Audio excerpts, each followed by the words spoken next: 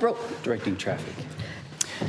Thank you, Speaker. I rise on adjournment to complete something that I started yesterday, and that was yesterday I asked a constituent question from a Devonport teacher, and unfortunately I didn't actually get the whole thing done in a minute, so I'll just read it out again and include the bits that that I couldn't quite get to.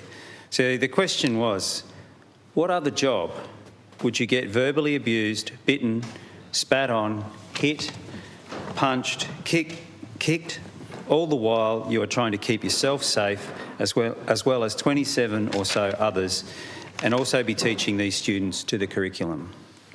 This is the reality many teachers face every single day. Behind classroom doors, educators are not only delivering lessons, they are managing escalating behaviours, de-escalating conflict, protecting students and themselves from harm. What should be a safe environment for learning can quickly become unpredictable and at times dangerous. Teachers are expected to remain calm under pressure, to respond with empathy even when they are being hurt, and continue teaching as though nothing happened.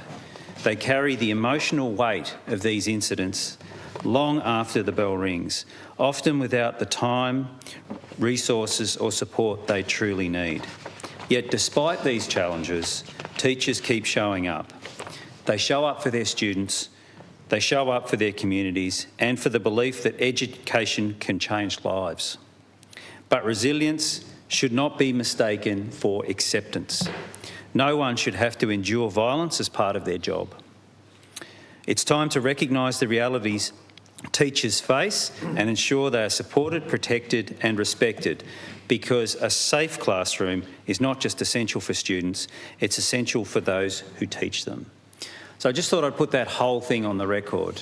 And this obviously has some context in that we've had teachers' strikes in the northwest yesterday, we've had teacher strikes in the north, so around Launceston in the north today, and tomorrow it'll be the south's turn.